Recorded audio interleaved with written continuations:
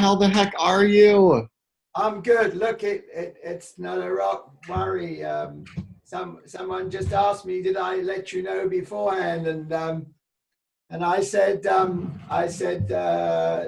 no, he's coming. He'll be fine. Yes, I let him know that there's. We always look on the bad side, but I chose to look on the good side. Hey, listen. Absolutely. Yeah. I'm recording this. Is that okay? That's perfectly fine with me. So, all right. So let's introduce ourselves. So let's just close that. My name's Lance Best, and I'm in Auckland, and it's 10:30 in the morning, and I'm speaking to Alex Plesky, who's at 5:30, I believe, in Minnesota. Yes, in Minnesota. And Alex, I want to say something right up front because okay. Yeah. If anybody's listening, sure, I do have my earbuds on. Okay. So I don't think they are, but just let you know. Well, this is. I was told long ago by someone who didn't have an arm. The worst thing for people who have a deformity or someone in a wheelchair is when people talk to them and pretend it doesn't exist. And I really took that aboard, and I learned that. So whenever I meet people, and people are horrified when I tell them this, when I meet people and they're in a wheelchair or they've got a deformity or something, I always ask the question, were you born like that, or was it an accident? Yeah. And I'm told that people appreciate that because then it's not hidden. No one's feeling uncomfortable. Do you connect? You gotta take the elephant out of the room. Yes. Oh yeah, and like one thing I remember reading this book about public speaking, and there was this lady that was also disabled in a certain way. I can't remember exactly what it was, but if she did not address it to the crowd right away, they wouldn't even pay attention to her message because they're so curious, like what has happened. So absolutely. So when it comes to that, and in your case too, I mean, asking if it was an accident or born that way, yeah. I mean, I guess I have always said I'm an open book. So you just ask what you want, and Well, I have. And to answer. Sorry, yeah. Yeah, and to answer the question, even though I think it was a hypothetical, mine was an accident. So when I was 15, I had a horse accident, and or 16, excuse me. It was July 2012 of Friday the 13th, actually. But yeah, so I had that. Then I went to St. Cloud. They flown me to the hospital. I did my rehabilitation there. And following that, I went to Gillette Children's for my rehab. So, yeah. Or I'm sorry, I might have messed that up. My surgery was at St. Cloud. Rehab was at Gillette. Okay, fantastic. Now, the thing that impresses me about you, and why I like listening to your videos, you pick some excellent topics. Yeah. You deliver them in a short, sweet way to get you. Thank you. And you're casual, you're relaxed, and I know immediately that it's coming. It's genuine, and I pick these things up, and it's just so authentic, and I love it. So it's great to be able to talk to you. Thank you there, Lance. Yeah, I was just talking to a lady the other day, and I had to watch the last video that I made because I did get feedback from a few people that they really felt that I was present in the moment and really authentic on that one. And I guess I have a hard time because I also like to do scripts. I also like to, like for this demo video, I did a script. So I sent it off to one person, and Jake, he said I liked it. But he said, when you're scripted, I feel that there's a little loss of connection and it's not as authentic. So I don't know. Well, I've got some notes and I did some research, but I can't do a speech. Even my very first one, someone said to me, you want to be a good speaker? You already are one. He said, you've got a great extemporaneous style. And I had to go away and look up what that meant because I had no idea. And now tell me what it does mean. It means just speaking off the cuff. You know your stuff. Okay. And you just, I mean, I run 2-day workshops. I still do them. Awesome. In Singapore, and it's run off here. I've got my notes. Wow. It's silly not to have your notes, but it's actually being developed during the 2 days because I get anything from 12 to 36 people. Oh, wow. Yeah. And so then you personally work with them and me, and that's good too, because I found that with a large crowd, you can deliver the message, but you can't help them individually. And yeah, with 36, that's still a lot of people to go one by one. It was tough, and that particular course was videoing, and that they're not supposed to go over 18. That's what I told them, but they sprung it on me. What was worse is that half of them were from the same company, whereas it's better to work with people who don't really know each other. What I do is when people come in, I build up trust. I get to know who they are. Oh, yes. Straight up front and what they want to get out of the course. And then I modify the course on the fly. And someone said to me at one of the courses, why did you choose such a tough way to go? And I get great feedback, even though I'm dealing with hot topics and hot stuff. Excellent. And I love it. But anyway, I want to ask you some questions. But the first thing I'd like you to do is to, whatever you call it, do your sales pitch. Tell us about you. Tell us, just whatever way you want. Okay, my elevator speech. Well, I am an individual that helps show other individuals that it doesn't matter what stance you go through. That doesn't define what success you can have.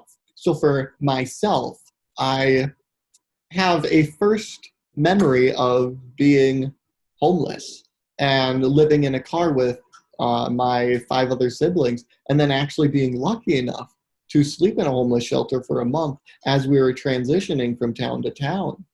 And then after we finally got established, we were living, in a house, and then we had to move quick because we are known as county hoppers. So for instance, when I was with my biological family, whenever we would get in trouble with the county, they would realize that these kids are being malnourished, they have lice, they have whatever, they would book it to another county so that it would be a different jurisdiction.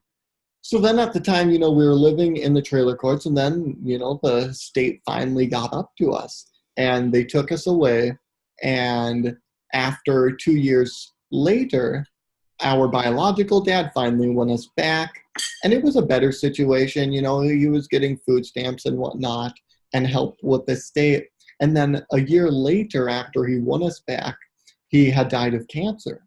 So then that had thrown my siblings and I back into the foster care system. And I feel that there are really good foster care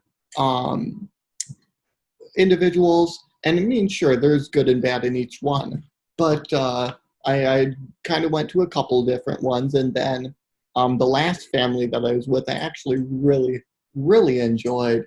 And then after being with them for a year, I had a horse accident and I broke my neck. We used to train horses for individuals so that we would get a little bit of a commission, teach them how to ride or how to pull a wagon.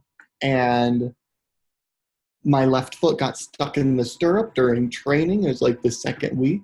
And I just couldn't break free.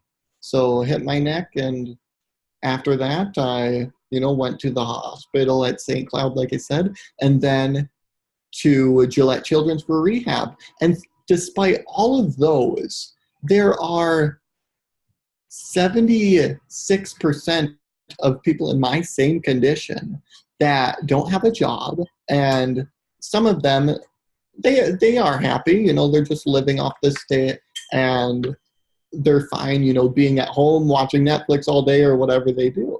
But I felt like I needed to do something more, and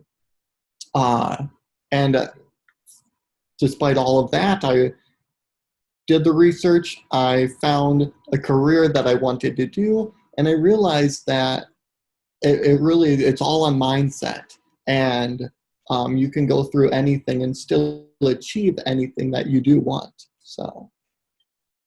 Wow. If anybody thinks, I mean, I had a tough childhood, but anybody who thinks they've had a tough childhood knows there's always people who shoot faster.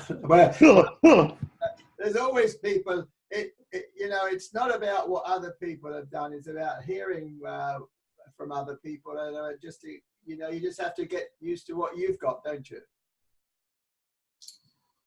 Right, you do. And no, and I mean, I still look at mine, and there's still, individuals that have it way worse than I've had. So a lot of people, they look at this as a burden, and I made my burden my strongest asset, because now I can connect with people, in a deeper level and be able to help. And especially since the group that I am targeting is high school students. I was in 9th grade. I had just finished 9th grade. So I was right in their shoes when my accident happened. So it really shows them that the life you're living right now, I mean, it could change in an instant. Mm-hmm. And to be more appreciative, for the things that you do have. So. You used to be a greeter at Walmart. Does this mean you've always had a nice personality? Because to do that, you've got to have a natural personality. Is that you? Good. Yeah. Oh yeah, because you meet, who knows, all sorts of kinds of people at Walmart. The best example I like to give, there was a couple people that had said, Alex, he said, Alex, every time you come into the room, it's like, I could be looking the other way, but I could just sense your presence. And that was before my accident too. So yes, I guess I've always naturally been an extrovert, naturally been a one that does desire connection for others. And yeah, Walmart, that is definitely good practice, because you do see all sorts of people. So, well, I mean, it's fantastic compliments. I mean, thank you. Makes you feel good, doesn't it? Yeah. So, what was I thinking? Do you live on your own, or do you live?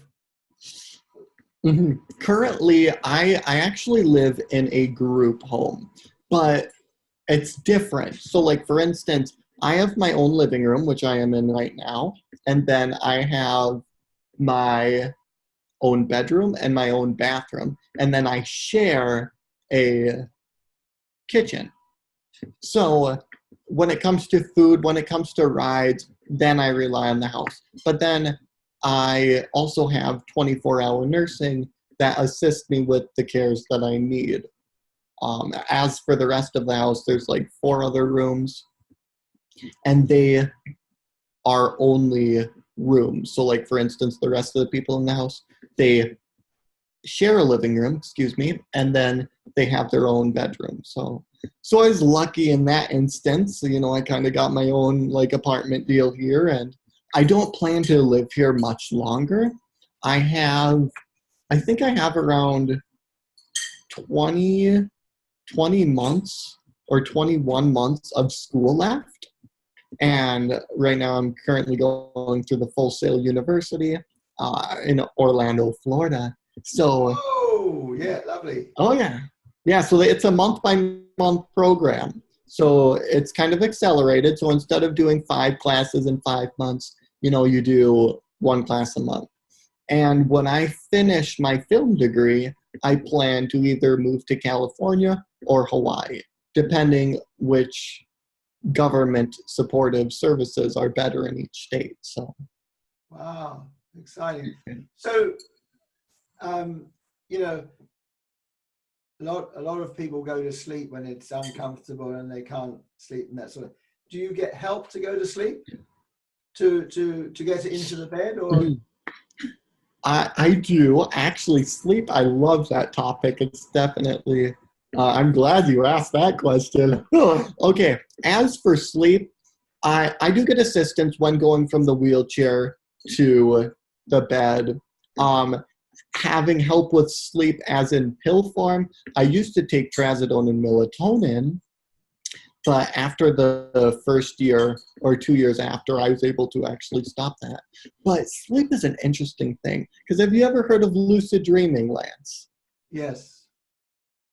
Okay, so for the others that may watch this that don't know, lucid dreaming is where you can control your dream because you realize that you're sleeping. So for instance, let's say I was most of my dreams actually I'm walking. So right there, that's a huge indicator. It's called like a dream signal. And I realized, like, wait a second, I'm walking. So it's like, I know I'm sleeping. So with that, I can experience those things I once could before my accident. And I can still feel my body, and I still can go through those motions. And actually in the last, I think, like month and a half, I've had 3 lucid dreams. So it's neat to go into that state. But the reason I ask is because, we go to a restaurant and it's spotless. We go to a party and the place is spotless. We go to someone's home, it's beautifully kept. When we go to these places and it's a mess or something out of place, we complain. But we never really, it's been set out for people. We don't say anything. yeah. Not only don't we say anything, we don't even realize, wow, if there was something out of place, we'd notice. It's like we're programmed to notice what is wrong, not what is right. So that's part of the reason that I asked that question, is to learn a little bit more about what it's like for you. Because how would I know unless I ask you or check in? I just wouldn't know, would I? Exactly. Do you know, as for me, and I love how you talk about programming, because I feel that in every area of our life, we have beliefs and we have these ideas and these thoughts that we tell ourselves. And I mean, we don't want to make ourselves crazy. So our brain will find, proof of that being true. So like, for instance, when it comes to like even career-wise, getting a job at Walmart, that's like my 6th try. And I saw that, these other individuals that were in my same condition, there's only 24% of us that work. And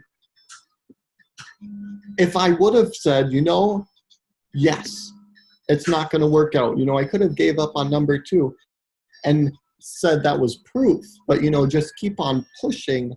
It's crazy how, things work. And if you look on my business page, which I've just started, you'll see there's some videos called Your Personal Program. I think there's 4 on there now, and I've got more to do because it's a huge topic. So there's a whole range of topics, but that's one of the biggest. And on my website, the article, I've written the article on it because we are a program. we're a messy program. We don't have modules Mm. like proper programming now. Our program is very messy, but we do have the information that can help us see who we are. And so if we can see that for ourselves Sure. and learn from other people.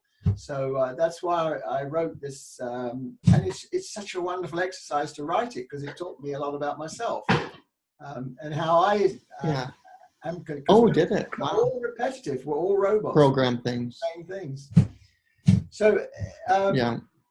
all right. So why, what was it that got you into produce? I know someone challenged you to produce 38 videos, which I think was probably partly in you already. It just needed a bit of a kick if you weren't going to do it. So what was it really? Because you've picked some great topics. I mean, a lot of people should pick some great topics and develop so well. Sure. What was it really? Well, after giving my first presentation and listening to what I had to say, I noticed that there were many areas that I could improve on when it was just speech, the emotions I put in the words, and even taking out words like, you know, and like, and, you know, things like that. So I saw that Facebook Live is very similar to speaking, and that once you start the camera, you have to keep on going. And I thought it would be great practice to help further my speaking career, and it was. I look at the first video and I look at the last, and it's night and day. It truly is. Do you know? So that was the main. Yeah.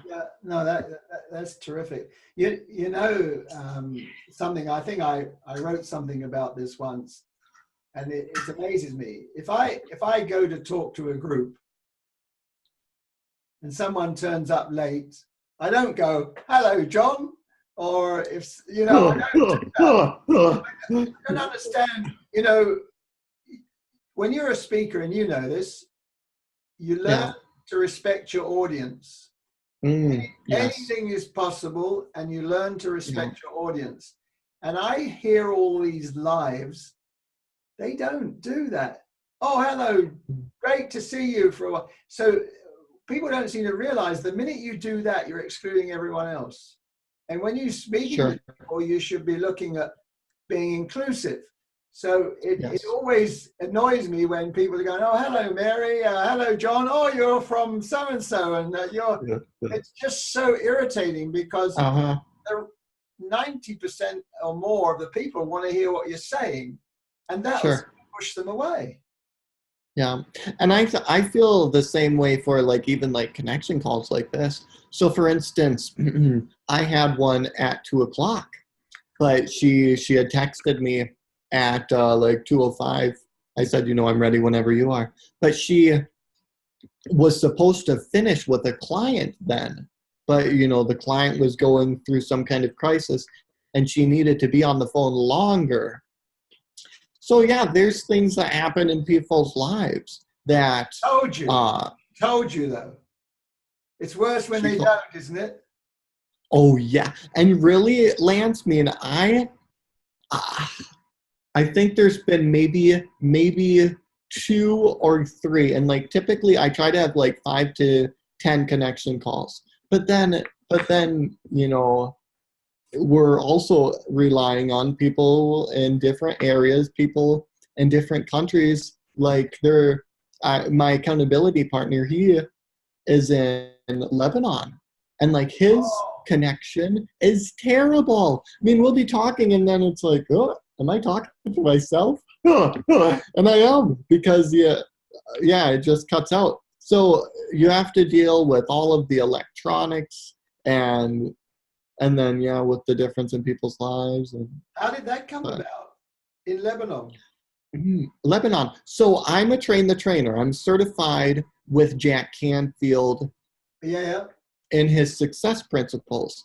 And my accountability, David Williams, my accountability partner, he is also certified in the success principles. So I sent a message and I said, hey guys, I just went through the module that talks about masterminds and accountability partners. And I said, I'd really love one. And then there's like, I don't know, 5 different people that said, hey, you know, I'd love to. And then I actually did have, I think 3 out of the 5 we were able to make something work. A couple of them, like our hours were just terrible. He was on the other side of the country. I was awake when he was sleeping. He was sleeping when I was awake. So it just, you know, it wasn't going to work out. So me and David, yep, it worked out for the both of us. And every week we've been calling each other for the last like 3 months. So maybe even longer than that. Fantastic. I'm interested about the signal. 2 or 3 times you've gone a little bit, almost gone away and then come back on the signal. Oh, same with you. Yeah, is that okay? So that's yep. There's been a couple of times. Of the world, after all. But my project, the thing that I'm working on now, is to take my workshop, if you like, to the internet. And so I'm going to enroll people into maximum 12 people, and I'm going to do the same things that I do in my workshops to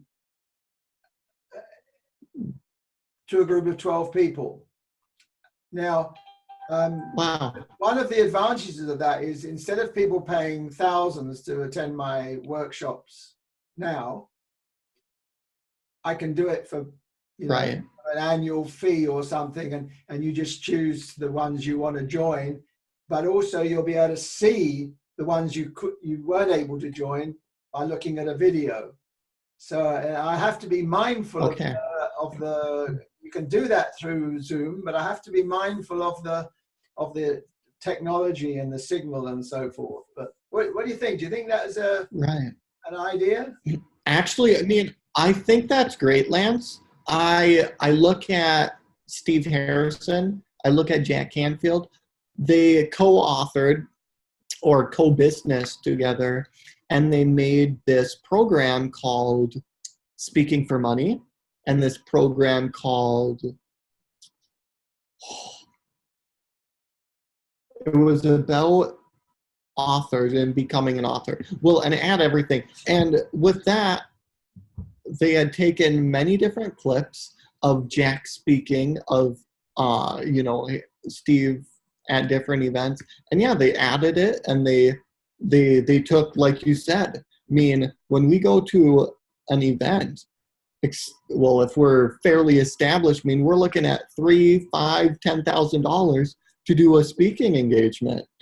And with you doing that kind of bundle, like I believe the Speak for Sell was around $1,000. But then again, and there is also video kind of like this, where you're just talking, and it was very useful. And like with that, it's like I was able to learn all of the information, maybe even more, through those videos, instead of going to a site. So I really do believe in programs, Lance, and yeah, they're very beneficial.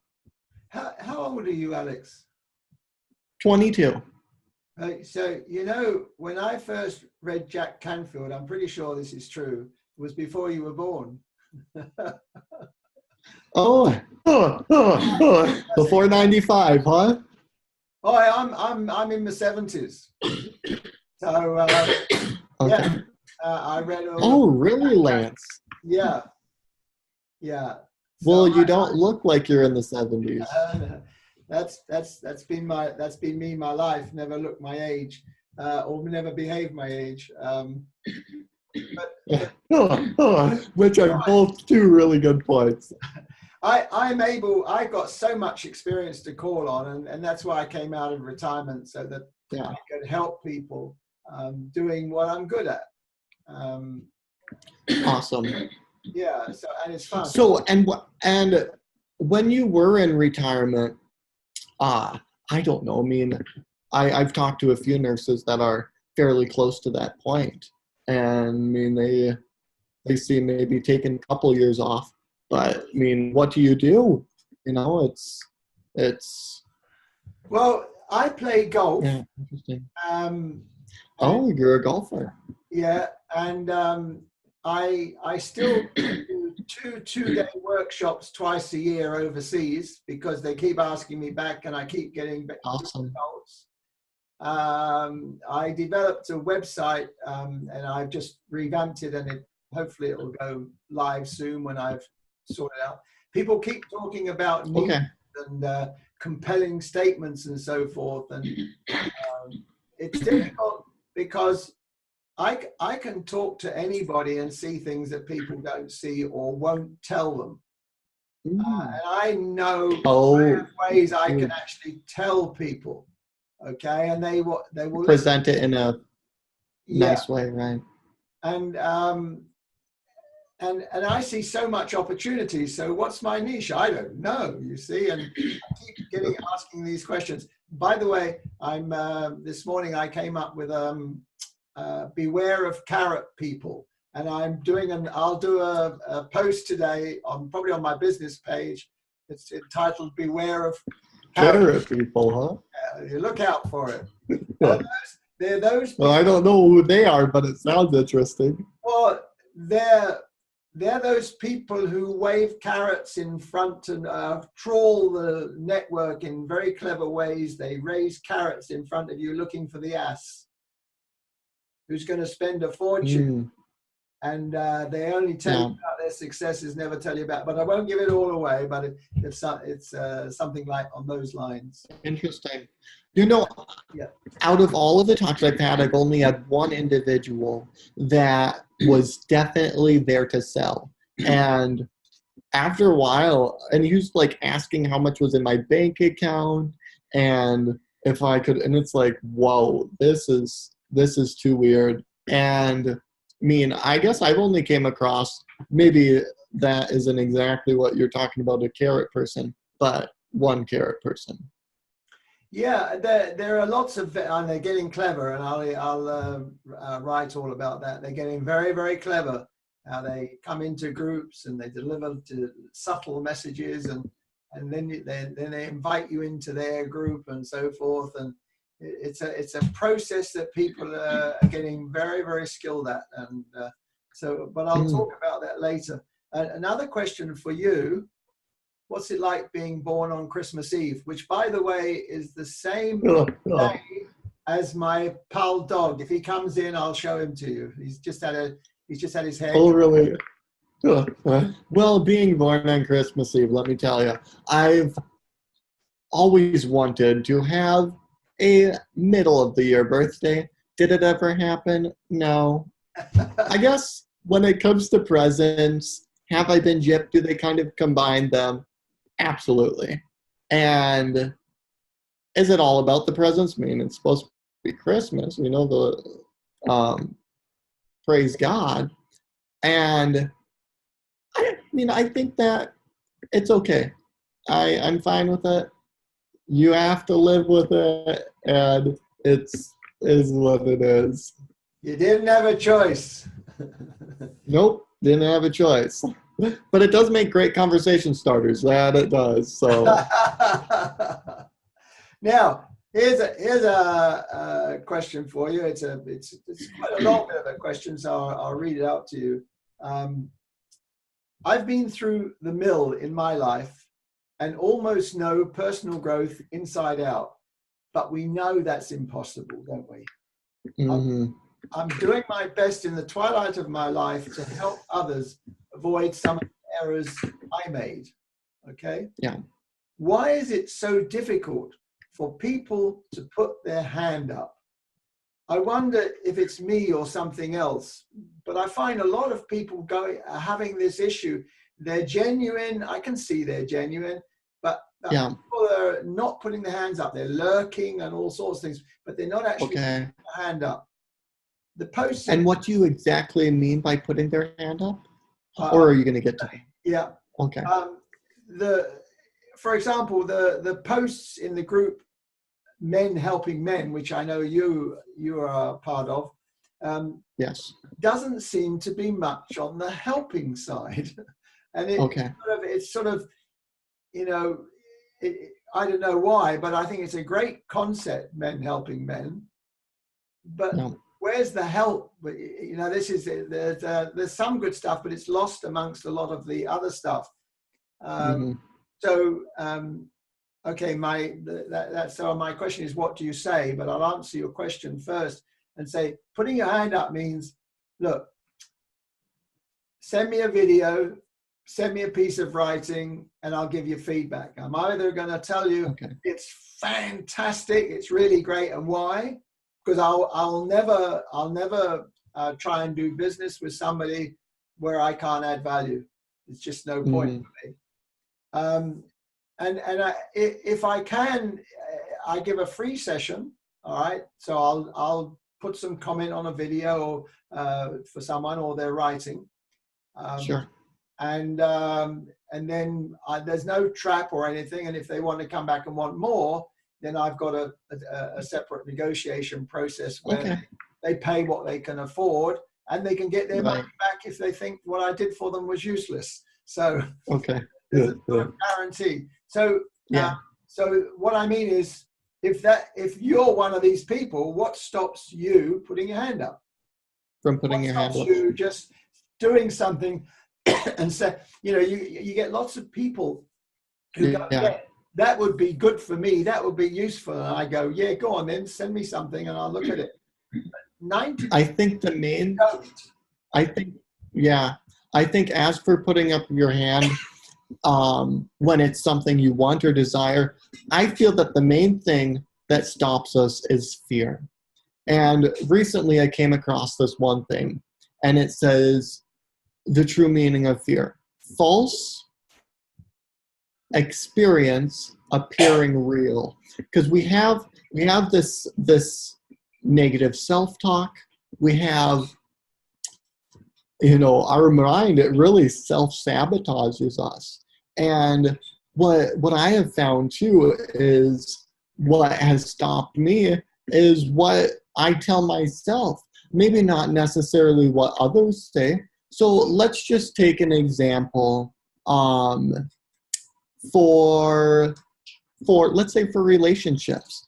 12% of people in my condition, those are the statistics, are the only ones that become in to a relationship and actually get to that point.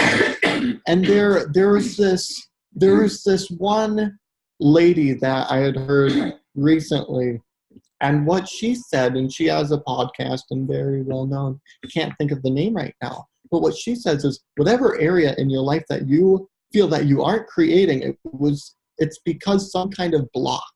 And once you release that block, and like a lot of the time it's subconscious. So if it's subconscious, meaning that you aren't aware that you even have it, how do you go about finding it? And one answer to that is a coach, self-development books, learning to ask yourself the right questions. And what I have found is that was an area that, yes, I looked at these statistics, and even though that I do see myself on the other side of the fence and eventually would be finding somebody, I found that I wasn't taking those steps, and that I listened to the self-sabotage in my head. So I think maybe for others, it's that same thing. It's what they tell themselves they don't think they're capable of. Well, yeah, so true, so true. So before I ask the next question, is your nurse there? Yes. She needs a glass of water. You may not be able to hear that, but she needs a glass of water. It's actually something that she lives with. But I'll let her know for sure.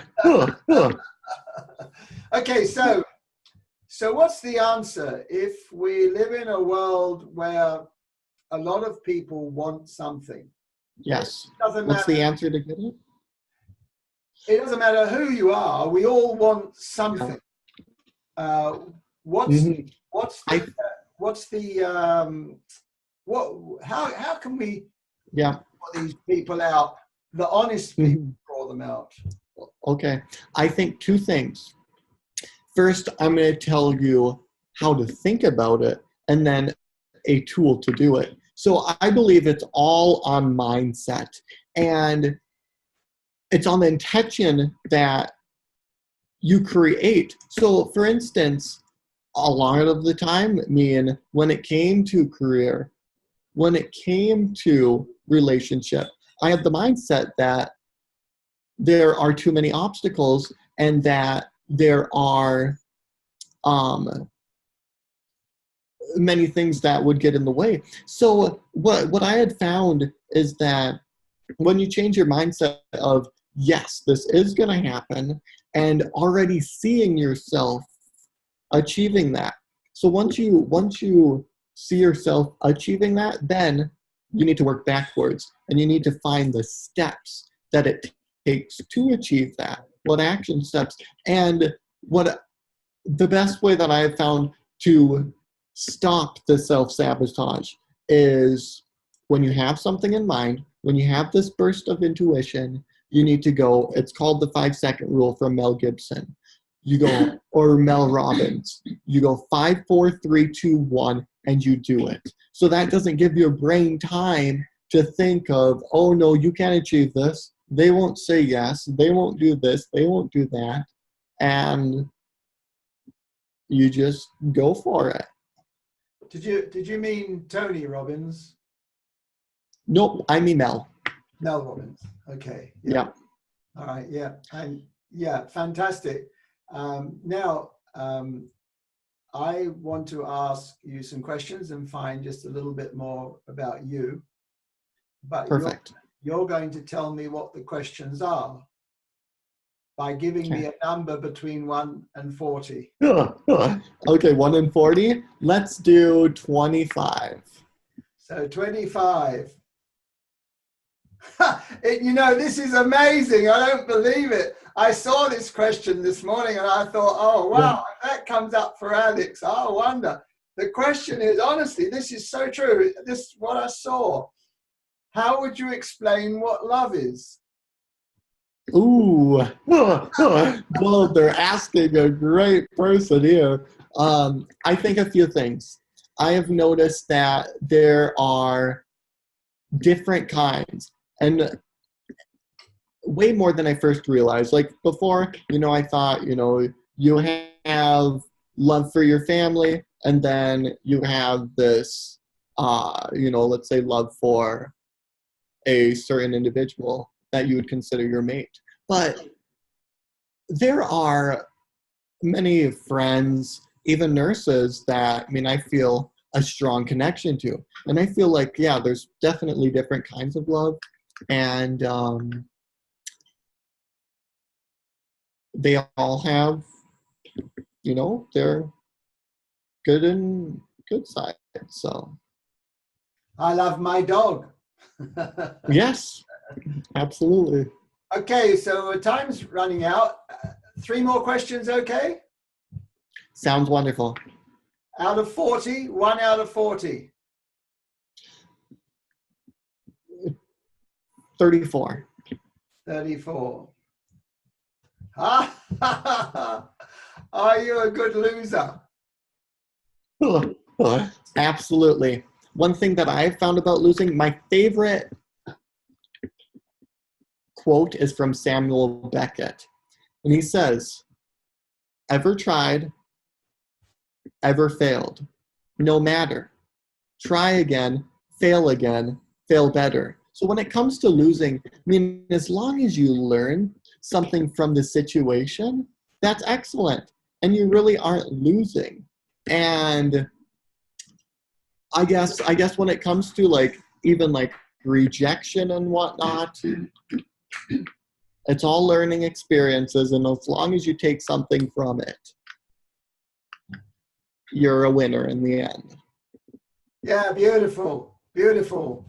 Gee, you are so knowledgeable for 22. You're way ahead of me. Way ahead. Well, I don't know about that. Yeah, definitely. One to Oh, okay. 40. 1 to 40. Let's do. Okay, let's do 26. 26. Oh, interesting. Where do you see yourself in 5 years? 5 years. I recently actually wrote a check. Let's see if I can show you it. So this check is from 4 or 5 years from now. It is on, okay, there's my vision board. You really can't see it, but I have a check that says 23 on my birthday. And where I see myself in 5 years, I want to be in a very similar situation as Sean Stevenson. And that is an individual that was born with brittle bones disease. And he is a public speaker.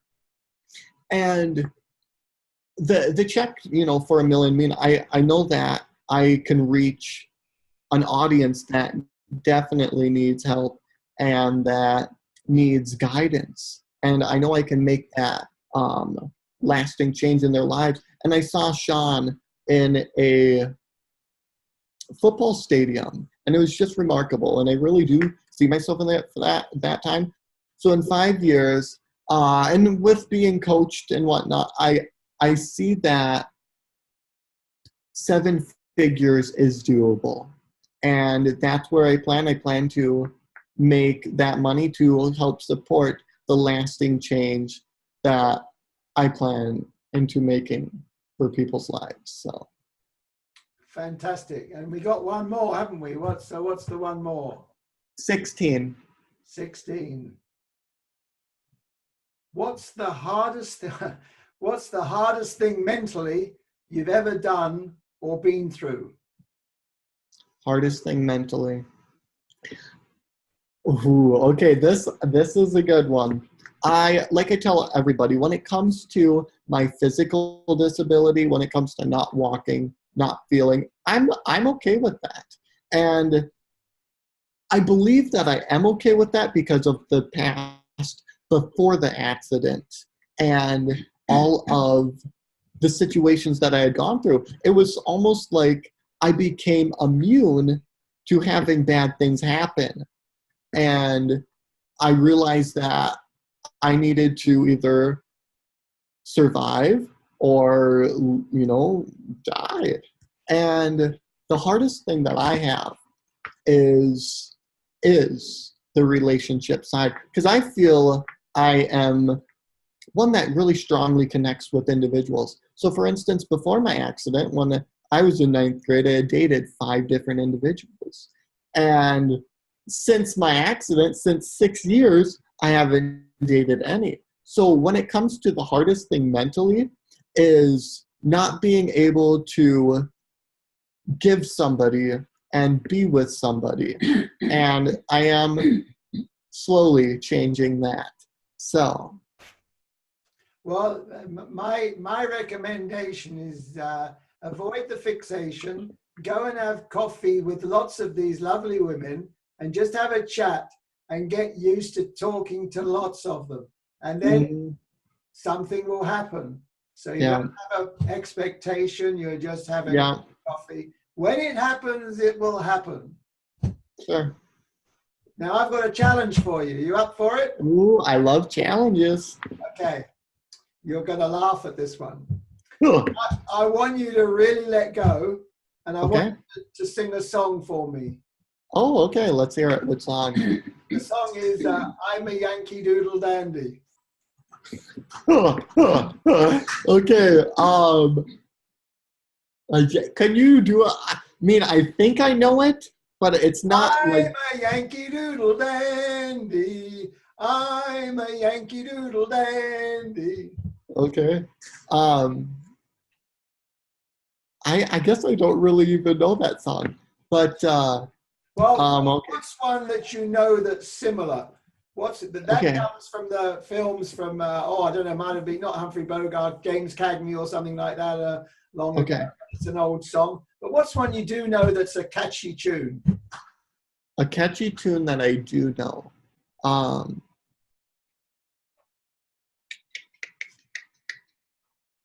You know, the only one that's coming to mind is actually one that I kind of sang in choir, and it's an older one, and I think it was a slave song, but I could give that one a try. Go for it. But it's to let go. Okay, to let go. Okay. As sooner will be done with the troubles of the world, oh, the troubles of the world, oh, the troubles of the world. As sooner will be done with the troubles of the world, going home to live with God. I want to meet my Jesus. I want to meet my Jesus. I want to meet my Jesus. Going home to live with God. And do you know why I asked you? Yeah. Do you know why I asked you? Oh, to do the song? Well, you said to let go, but I'm not exactly sure exactly. Well, you're onto it, yeah. There's a part of you that's there's a good element of control, but you're a bubbly, enthusiastic person. So I wanted to create an opportunity for you to not have to think about anything, just let it go.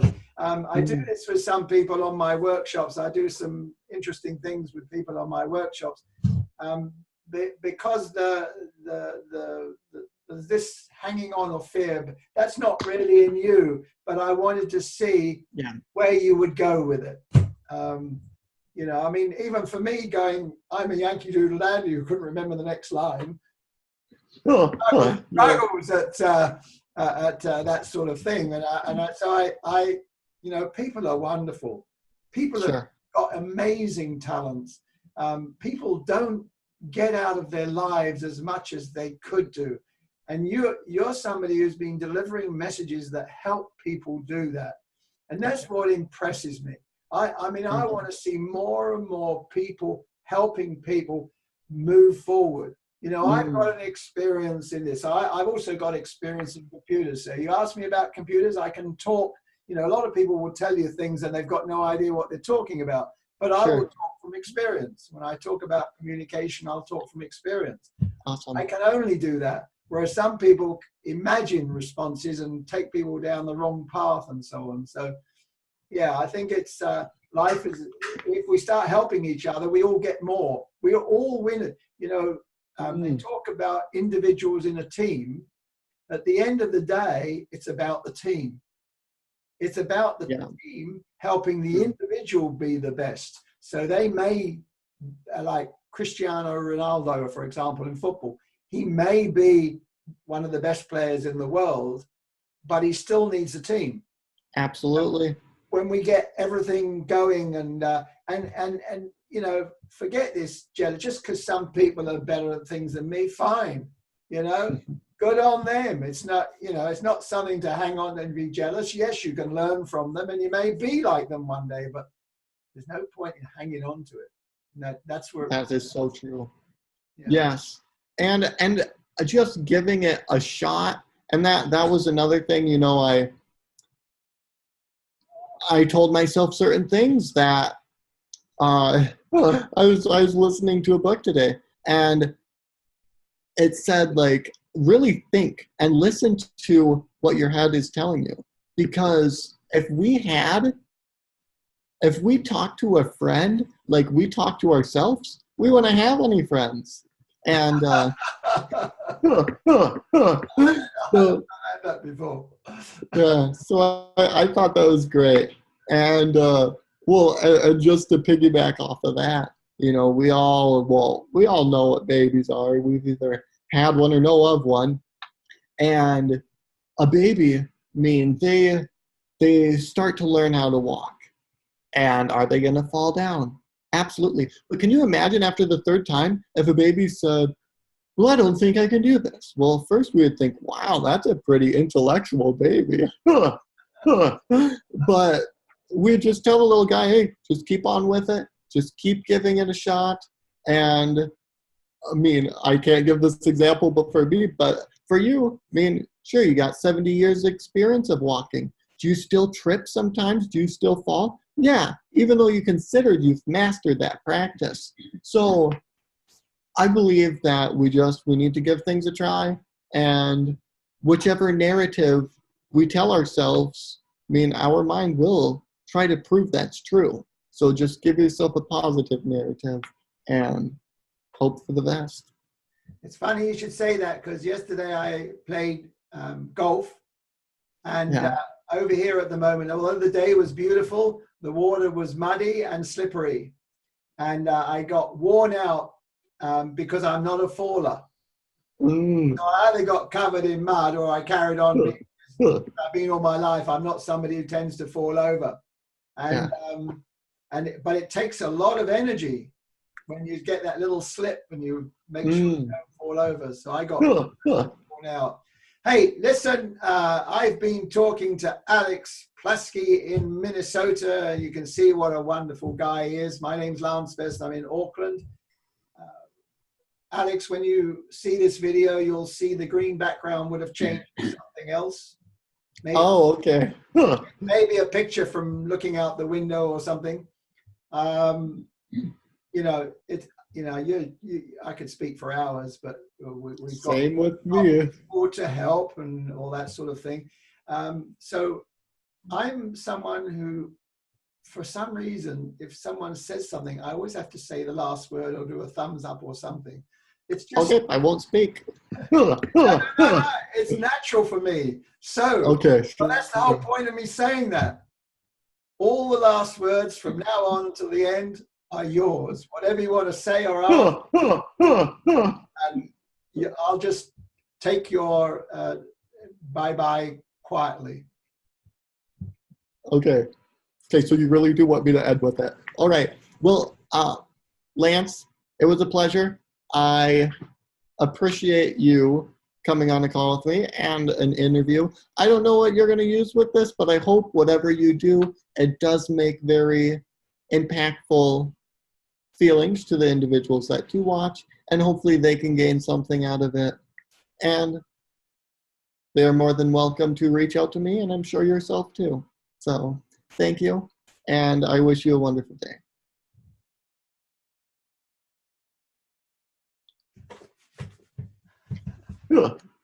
Okay, bye. Till the next time. Till the next time.